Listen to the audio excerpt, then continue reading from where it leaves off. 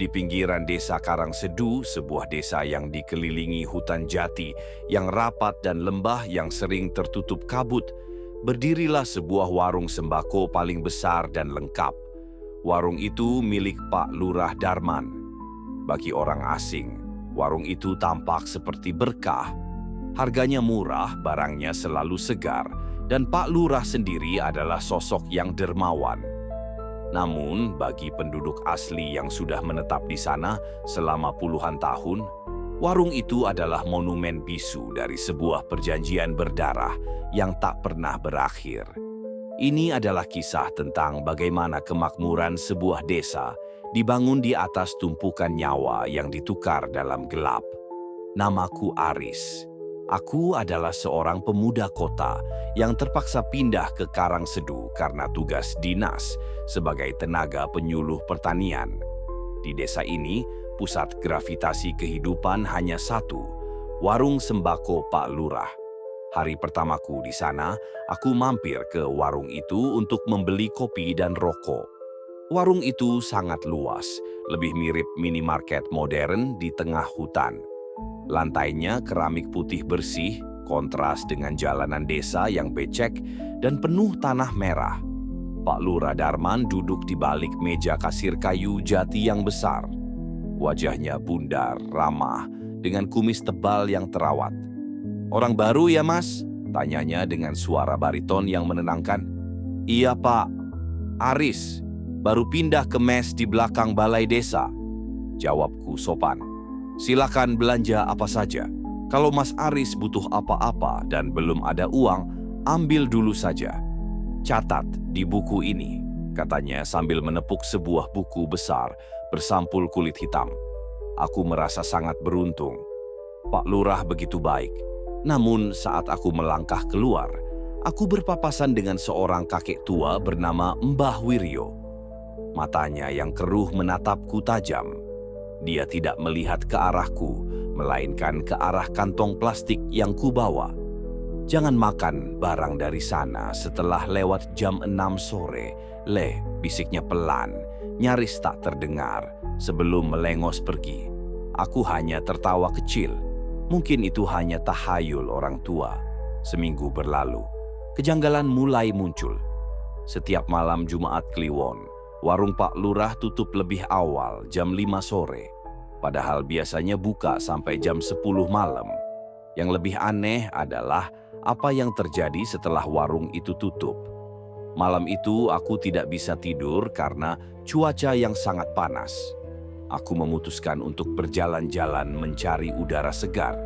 Tanpa sadar, langkahku membawaku ke area belakang warung Pak Lurah. Ada bau yang sangat menyengat, campuran antara bau melati yang menusuk dan aroma amis darah yang segar. Aku mengintip melalui celah ventilasi gudang belakang. Di dalam, cahaya remang-remang berasal dari puluhan lilin merah. Pak Lurah tidak sendirian. Dia berdiri di depan sebuah sumur tua yang terletak tepat di tengah gudang sembako. Di sekeliling sumur itu bertumpuk-tumpuk karung beras yang sudah terbuka. Pak Lurah menggumamkan sesuatu dalam bahasa yang tidak ku mengerti. Kemudian dia mengeluarkan seekor ayam hitam legam. Dengan satu gerakan cepat, dia menggorok leher ayam itu dan membiarkan darahnya mengalir ke dalam sumur, lalu ke atas tumpukan beras yang akan dijual besok. "Mangan, Nyai. Mangan sing wareg. Makan, Nyai. Makanlah yang kenyang," bisiknya. Tiba-tiba dari dalam sumur terdengar suara gesekan, seperti sesuatu yang bersisik sedang merayap naik. Aku ketakutan dan segera berlari kembali ke mes. Malam itu aku bermimpi melihat ribuan ulat keluar dari mulut Pak Lurah, dan ulat-ulat itu berubah menjadi kepingan uang logam. Keesokan harinya, desa gempar. Siti, seorang gadis remaja yang bekerja membantu di warung Pak Lurah, dilaporkan hilang. Pak Lurah tampak paling sedih. Dia memimpin doa bersama dan menjanjikan hadiah bagi siapa saja yang menemukan Siti. Namun, aku melihat sesuatu yang berbeda. Pak Lurah tidak terlihat cemas, dia terlihat puas. Kulitnya yang biasanya pucat kini tampak lebih segar dan bercahaya. Mbah Wiryo mendatangiku lagi saat aku sedang duduk di teras mes. "Siti sudah jadi pengikat," katanya singkat. "Maksud Mbah apa?" tanyaku, memberanikan diri. Mbah Wiryo mengajakku duduk di bawah pohon beringin tua. Dia bercerita bahwa 30 tahun lalu, Karangsedu adalah desa mati. Kelaparan merajalela. Darman, yang saat itu hanya seorang petani miskin, pergi ke Gunung Lawu dan membawa pulang sesuatu. Dia membawa Nyi Blorong penjaga sumur. Syaratnya sederhana. Setiap 7 tahun, sumur itu minta nyawa, tapi bukan sembarang nyawa. Harus nyawa orang yang pernah makan dari hasil warung itu. Semakin banyak orang yang bergantung pada warungnya, semakin besar kekuasaan Darman. Jelas Mbah Wiryo dengan suara gemetar. "Lalu kenapa Mbah diam saja? Siapa yang mau percaya pada orang tua gila? Lihatlah sekelilingmu, Aris. Jalanan beton, masjid megah, sekolah gratis. Semua itu dibiayai oleh Pak Lurah. Warga desa sudah kenyang oleh darah Siti dan korban-korban sebelumnya. Mereka lebih memilih perut kenyang daripada kebenaran." Aku mulai memperhatikan detail-detail kecil yang mengerikan. Beras di warung Pak Lurah jika dimasak akan bertahan sangat lama tanpa basi. Namun, jika kau melihatnya dengan sudut mata yang tepat, kau akan melihat bayangan tangan-tangan mungil yang menarik nasi itu masuk ke tenggorokan. Suatu malam, aku terpaksa belanja karena persediaanku habis total. Pak Lurah menatapku dengan senyum yang tidak sampai ke mata. "Mas Aris, kamu kelihatan pucat. Sering-seringlah belanja di sini. Ini saya kasih daging sapi segar, baru saja dipotong," katanya sambil menyodorkan bungkusan plastik hitam. Aku menerimanya dengan tangan gemetar. Di rumah, saat aku membuka plastik itu, aku menjerit. Itu bukan daging sapi biasa. Di antara serat-serat dagingnya, aku menemukan sebuah kancing baju. Kancing baju berwarna pink yang identik dengan baju yang dipakai Siti saat dia hilang. Aku muntah hebat. Aku tahu sekarang, aku adalah target selanjutnya. Barang siapa yang memakan pemberian langsung dari tangannya tanpa membayar, dia telah menandatangani kontrak kematian. Dan aku, selama seminggu ini telah mencatat banyak utang di buku hitam itu. Malam Jumat Kliwon berikutnya adalah puncak dari siklus 7 tahunan. Desa tampak sunyi senyap, seolah-olah semua orang tahu dan memilih untuk menutup pintu rapat-rapat. Aku memutuskan bahwa aku tidak boleh diam. Jika aku tidak bertindak, aku akan berakhir di dalam sumur itu.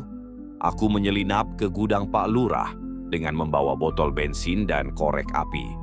Rencanaku sederhana, bakar gudang itu, hancurkan sumurnya. Namun, saat aku masuk ke gudang, keadaan sudah berbeda. Pak Lurah sudah menungguku. Dia duduk di atas kursi jatinya, tepat di samping sumur. Di tangannya, dia memegang buku hitam besar itu. "Utangmu sudah banyak, Aris. Kamu sudah makan dagingnya, kamu sudah minum airnya. Sekarang saatnya bayar," katanya dingin. Tiba-tiba dari dalam sumur muncul sesosok wanita dengan tubuh bagian bawah berupa ular raksasa. Wajahnya cantik, namun matanya vertikal seperti reptil. Sisiknya berwarna emas kemerahan, berkilau di bawah cahaya lilin. Inilah Nyai penjaga sumur. Aku mencoba lari, tapi kakiku terasa berat. Lantai keramik yang bersih itu tiba-tiba berubah menjadi lumpur darah yang menghisap kakiku. "Jangan takut, Aris. Kamu akan menjadi bagian dari kemakmuran desa ini selamanya." Pak Lurah mendekat, memegang sebuah belati perak. Saat belati itu hampir menyentuh leherku, tiba-tiba terdengar teriakan dari luar. "Mbah Wiryo." Dia datang bukan dengan senjata, melainkan dengan sebuah cermin pusaka tua. "Darman, lihat dirimu sendiri," teriak Mbah Wiryo. Mbah Wiryo mengarahkan cermin itu ke arah Pak Lurah. Di dalam pantulan cermin, Pak Lurah tidak tampak seperti manusia. Dia tampak seperti mayat hidup yang kulitnya hanya ditempelkan ke tulang. Dan di belakangnya ribuan arwah korban, termasuk Siti, sedang mencabik-cabik bayangannya. Nyai Blorong yang melihat pantulan aslinya di cermin itu menjerit memekakkan telinga. Ruangan itu bergetar hebat. Rak-rak sembako tumbang. Kaleng-kaleng sarden pecah, mengeluarkan isinya yang ternyata adalah potongan jari manusia. Pak Lurah panik. Dia kehilangan kendali atas makhluk itu. Nyai Blorong yang marah karena ritualnya terganggu justru melilit tubuh Pak Lurah. "Tidak, Nyai, kita punya perjanjian," teriak Pak Lurah histeris. Namun makhluk gaib itu tidak peduli. Baginya satu nyawa sama berharganya dengan nyawa lainnya. Darman ditarik masuk ke dalam sumur tua itu. Suara tulang yang patah terdengar mengerikan di tengah kegelapan, disusul oleh suara hisapan air yang dalam. Aku dan Mbah Wiryo segera berlari keluar saat api mulai menyambar tumpukan karung beras yang sudah disiram minyak oleh Mbah Wiryo sebelumnya. Warung itu terbakar habis hingga rata dengan tanah. Tidak ada warga yang keluar untuk memadamkan api. Mereka semua hanya mengintip dari balik gorden. Menyaksikan sumber kemakmuran, mereka musnah, dimakan jago merah. Pagi harinya, sumur tua itu ditemukan kering kerontang. Di dasarnya hanya ada tumpukan tulang belulang manusia yang sudah memutih. Dan di paling atas, tergeletak mayat Pak Lurah dengan posisi tubuh yang tertekuk tidak wajar. Matanya melotot menatap langit, dan mulutnya penuh dengan beras mentah. Aku segera mengemasi barang tugasku. Aku tidak peduli dengan surat dinas atau sanksi apapun. Aku harus pergi. Saat aku melewati perbatasan desa, aku menoleh ke belakang. Desa Karangsedu tampak layu. Tanaman-tanaman yang tadinya subur mulai menguning. Orang-orang yang tadinya tampak makmur kini berjalan dengan bahu merosot. Wajah mereka kembali pucat dan lapar. Warung itu telah tiada, dan bersamanya keberuntungan palsu desa itu terkubur. Namun, saat aku menyetir mobilku menjauh, aku melihat di spion tengah. Sesosok wanita bersisik emas duduk di kursi belakang, tersenyum kecil sambil memegang buku hitam Pak Lurah. "Utangmu belum lunas, Aris," bisiknya di telingaku. Aku menginjak rem sekuat tenaga, tapi saat aku menoleh ke belakang, kursi itu kosong. Hanya tertinggal sebutir beras berwarna merah darah di atas jok mobilku. Sejak hari itu aku tahu, beberapa perjanjian tidak bisa dibakar oleh api. Dan dimanapun ada keserakahan, warung itu akan selalu menemukan cara untuk buka kembali. Setelah ledakan di gudang itu, api memang menghanguskan bangunan fisik warung. Namun, aura dingin yang mencekam justru semakin meluas ke seluruh penjuru desa Karangsedu. Pagi itu, kabut turun lebih tebal dari biasanya. Bau sangit kayu terbakar bercampur dengan aroma amis yang kini tidak lagi sembunyi-sembunyi. Ia memenuhi setiap hirupan nafas warga. Aku berdiri di depan puing-puing yang masih berasap. Mbah Wiryo berdiri di sampingku. Tangannya yang gemetar memegang tasbih kayu yang sudah menghitam. "Ini belum selesai, Aris," ucapnya lirih. "Darman hanyalah perantara. Penunggunya tidak ikut terbakar. Ia hanya kehilangan pelayannya." Warga desa mulai keluar dari rumah mereka satu persatu. Wajah mereka tidak menunjukkan kesedihan karena kehilangan pemimpin desa, melainkan ketakutan yang murni. Tanpa suplai sembako dari Pak Lurah yang selama ini disubsidi oleh kekuatan gaib, mereka sadar bahwa kelaparan yang lebih mengerikan akan melanda. Satu hal yang membuat bulu kuduku berdiri adalah melihat bagaimana warga menatapku. Mereka tidak melihatku sebagai penyelamat, melainkan sebagai pengganggu. Bagi mereka, aku adalah alasan mengapa berkah desa mereka dicabut. Saat aku mencoba mencari sisa-sisa barangku di sekitar puing, Mataku menangkap sesuatu yang janggal di tengah tumpukan abu panas. Buku hitam itu. Buku yang digunakan Pak Lurah untuk mencatat utang-utang warga dan nyawa mereka. Buku itu sama sekali tidak tersentuh api. Sampul kulitnya tetap mengkilap, seolah-olah api yang melahap bangunan itu justru memberinya makan. Dengan tangan gemetar, aku mengambilnya menggunakan sepotong kayu. Ketika buku itu terbuka karena tiupan angin, aku melihat namaku di halaman paling akhir. Tulisannya bukan lagi tinta hitam, melainkan cairan merah yang masih basah. Di bawah namaku tertulis jumlah utang yang bukan berupa angka rupiah, melainkan hitungan jam. Aris, 12 jam. "Mbah, lihat ini," teriakku. Mbah Wiryo mendekat, wajahnya memucat seketika. "Itu sisa waktu yang kamu punya sebelum dia menagihnya sendiri.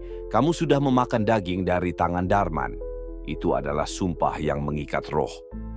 Mbah Wiryo mengatakan satu-satunya cara untuk memutus ikatan ini adalah dengan mengembalikan buku itu ke tempat asalnya. Mata air di dasar lembah hitam. Tempat di mana Darman pertama kali melakukan perjanjian 30 tahun lalu. Kami berangkat saat matahari mulai meninggi, namun cahayanya tak mampu menembus rimbunnya hutan jati Karangsedu. Di tengah perjalanan kami mulai mendengar suara-suara aneh. Suara Siti yang memanggil minta tolong. Suara tawa Pak Lurah yang berat, hingga suara gesekan sisik ular di atas daun-daun kering yang mengikuti kami dari balik pepohonan. "Jangan menoleh, Aris. Apapun yang kamu dengar, jangan pernah menoleh," peringat Mbah Wiryo. Tiba-tiba, jalan di depan kami tertutup oleh ribuan ulat tanah yang bergerak searah. Ulat-ulat itu membentuk formasi yang menyerupai wajah Pak Lurah yang sedang meringis kesakitan. Aku nyaris terjatuh, namun Mbah Wiryo menarik lenganku kuat-kuat. Kami sampai di bibir lembah saat senja mulai merah. Di sana terdapat sebuah pohon tua yang akarnya melilit sebuah batu besar yang terus mengeluarkan air berwarna keruh. Di sanalah Nyai Blorong yang asli bersemayam. Makhluk yang kulihat di gudang kemarin hanyalah manifestasi kecil. Di sini, di habitat aslinya, energinya begitu menindas hingga aku sulit untuk sekadar berdiri tegak. Tiba-tiba, bayangan besar muncul dari balik pohon. Bukan lagi wanita ular, melainkan sosok yang jauh lebih purba. Wajahnya tidak memiliki mata, hanya lubang hitam yang memancarkan kebencian. "Kau membawa kembali bukunya?" Suara itu tidak terdengar oleh telinga, tapi bergema langsung di dalam kepalaku. Aku melemparkan buku hitam itu ke arah mata air. Namun, sebelum buku itu menyentuh air, sebuah tangan pucat menangkapnya dari bawah permukaan. Itu adalah tangan Pak Lurah Darman, atau apapun yang tersisa darinya. Dia bangkit dari air, tubuhnya bengkak dan dipenuhi lintah. "Aris, bayar utangmu," rintihnya. Mbah Wiryo maju ke depan. Dia melepaskan tasbihnya dan mengalungkannya ke leherku. "Lari, Le. Lari ke arah matahari terbenam dan jangan berhenti sampai kamu menyeberangi sungai di batas desa." "Tapi Mbah, sudah saatnya ada yang menghentikan kutukan ini dari dalam. Aku sudah terlalu tua untuk melarikan diri."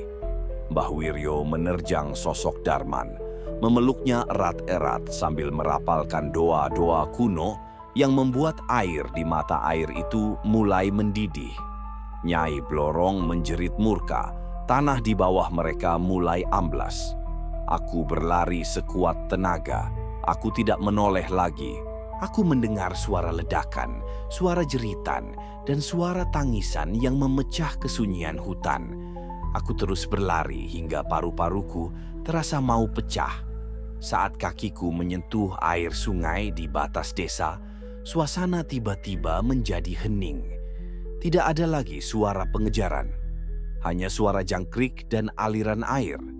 Aku berhasil keluar dari Karangsedu malam itu juga. Aku tidak pernah kembali, bahkan untuk mengambil sisa barang-barangku. Aku pindah ke kota lain, mengganti identitas, dan mencoba memulai hidup baru. Namun, kutukan warung itu tidak benar-benar hilang.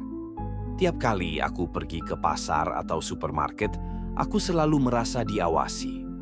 Setiap kali aku membeli beras, aku akan memeriksanya berulang kali, takut menemukan butiran merah di antaranya. Dan yang paling mengerikan adalah setiap malam Jumat Kliwon, aku terbangun dengan rasa haus yang luar biasa. Rasa haus yang hanya bisa hilang jika aku meminum air yang terasa amis seperti darah. Aku bercermin pagi ini. Di leherku muncul gurat-gurat halus yang menyerupai sisik ular. Warnanya emas kemerahan, persis seperti makhluk di sumur itu. Ternyata, Pak Lurah benar. Sekali kamu masuk ke dalam buku utangnya, tidak ada cara untuk benar-benar keluar. Kita semua hanyalah tumbal yang menunggu giliran, terjebak dalam warung sembako raksasa yang bernama dunia ini, di mana setiap kemakmuran selalu menuntut bayaran nyawa.